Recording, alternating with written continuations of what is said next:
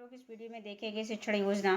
इसमें सबसे पहले क्लास रहेगा। क्लास में चार कॉलम रहेंगे। पहला कॉलम है दिनांक, दूसरा है कक्षा, तीसरा है विषय और चौथा है समय। कक्षा 3, इसमें विषय में हमारा परिवेश और समय में 35 से 40 मिनट। पहली हेडिंग रहेगी लर्निंग आउटकम।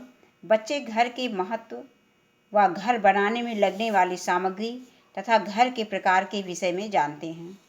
इसके बाद अगली हेडिंग आती है दूसरी, प्रकरण। प्रकरण में हमें पाठ का नाम देना है। हमारा घर अपने पाठ का नाम लिया जो हमें कक्षा में पढ़ाना है। तीसरी हेडिंग है सीखने सिखाने की सामग्री। इसमें पाठ्य पुस्तक, हमारा परिवेश हमने लिया है और इसमें दीक्षा ऐप का भी प्रयोग करने के लिए हम मोबाइल का प्रयोग कर सकते हैं। चौथी हेडिंग है सीखने सिखाने की प्रक्रिया व गतिविधियाँ। इसमें भी 4 कॉलम रहेंगे। पहला कॉलम है क्रम संख्या, दूसरा है चरण, तीसरा है समय और चौथा है आकलन के तरीके। इसमें शिक्षण की शुरुआत में इसके लिए समय निर्धारित है 5 मिनट। सहभागिता व प्रतिक्रिया देखकर बच्चों का आकलन करेंगे। शिक्षक बच्चों से निम्न बिंदुओं पर बातचीत करेंगे। यदि घर नहीं होते तो हम कहाँ रहते, हमारा जीवन कैसा होता। अब शिक्षक बच्चों को नीचे दी गई कविता का सस्वर वाचन कराएंगे। मेरा और तुम्हारा घर, कितना सुंदर प्यारा घर, कच्चा हो या पक्का, सब में न्यारा अपना घर, सबसे न्यारा अपना घर।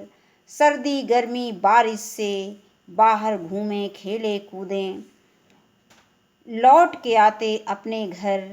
थक कर जब हम वापस आते हैं, देता आराम हमारा घर। इसके बाद आगे देखेंगे। इसके बाद अगली हेडिंग आती है शिक्षण के मध्य में। इसके लिए समय निर्धारित है 20 से 25 मिनट और प्रतिक्रिया व सहभागिता देकर बच्चों का आकलन करेंगे। शिक्षक बच्चों को बताएंगे कि घर किसे कहते हैं। घर वह स्थान होता है जहां हम अपने परिवार के साथ रहते हैं। घर हमें ठंडी, गर्मी, बरसात, आंधी, तूफान व जंगली जानवरों से बचाते हैं। इसमें खाने, रहने, खाना बनाने व खाने, पढ़ने लिखने, सोने आदि के लिए स्थान मिलता है।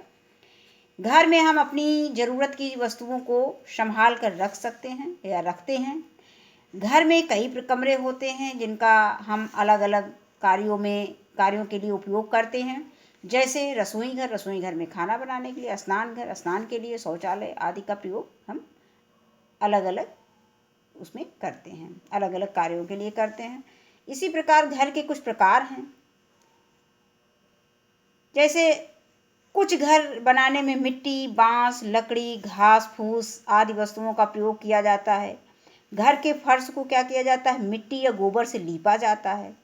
घर की छत बनाने में खपरैल है, कटीली झाड़ियाँ है। हो सकता है सभी बच्चे खपरैल से परिचित नहीं होंगे, लेकिन जो लोग देखे हैं वो जरूर होंगे। कहीं पर जाते होंगे तो देखते होंगे आसपास अपने नानी के घर, बुआ के घर या कहीं भी गए तो उनको थोड़ी बहुत जानकारी होगी। खपरैल, कटीली झाड़ियाँ, बांस, बल्ली आदि का प्रयोग होता है।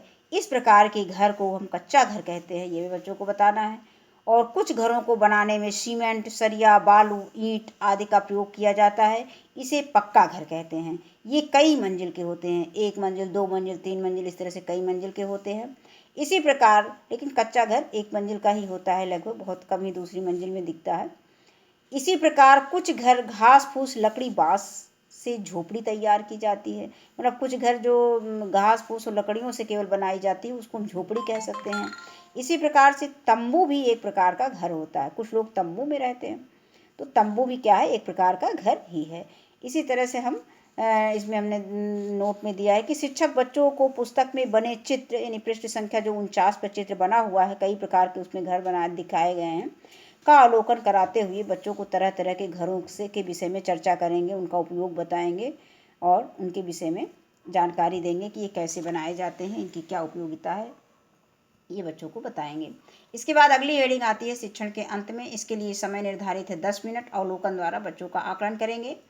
शिक्षक बच्चों से पाठ से संबंधित प्रश्न पूछेंगे, जैसे कच्चा घर किसे कहते हैं। और दूसरा प्रश्न हमने लिया है कि तुम्हें अपना घर क्यों अच्छा लगता है।